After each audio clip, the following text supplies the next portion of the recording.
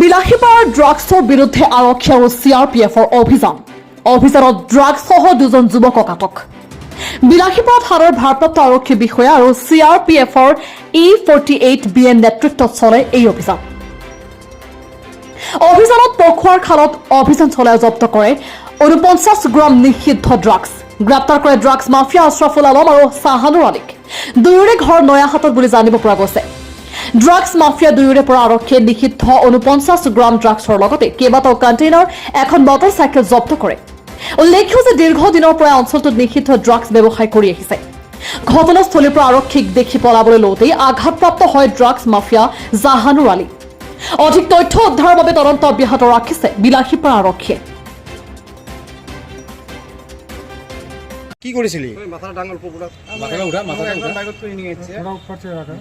বাইকেৰ পাশ কৰে এই মাথাটা উঠাও ৰে তোৰ বাইকত কি পাইছে আমাৰ বাইকত পাইছে কি পাইছে ড্ৰাগছ কিমান পৰিমাণৰ ঘৰ ক'ত হ্যাঁ তোৰ নাম কি আসলে বললাম আৰু ইয়াৰ নাম জানো জানুৰ আলম আলি আলি দুয়োৰে ঘৰ কি নয়াহাটত নেকি কিমান দিনৰ পৰা এই ব্যৱস্থা কৰি আছে মই দোকানৰ পৰা আহি আছোঁ কৈছে বাইকৰ পিছত ক'ত মোৰ দি আছে এইখিনি পলাবলৈ চেষ্টা কৰিছিলি নেকি মই তাতে আছোঁ কেনেকৈ দুখ পালে মই দুখ পাওঁ কি কেনেকৈ দুখ পালে এই দৌৰ ভাগৰ কৰিছে পলাবলৈ চেষ্টা কৰিছিল হা ক'ৰ পৰা আনিছিলি মালখিনি নাজানো তো মই ক'লোৱে মই এইবিলাকৰ একো নাজানো